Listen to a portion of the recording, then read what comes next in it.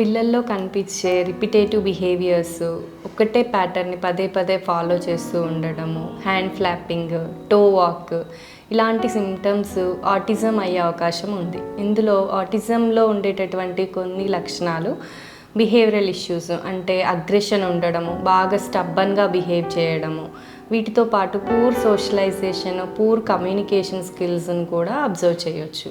ఇవే కాకుండా వీళ్ళలో హైపర్నెస్ ఎక్కువగా ఉండడం, ఎక్కువగా జంపింగ్ చేయడము, రన్నింగ్ చేయడము, ఫిజికల్ యాక్టివిటీలోనే ఎక్కువగా వాళ్ళు ఎంగేజ్ అవుతూ ఉంటారు.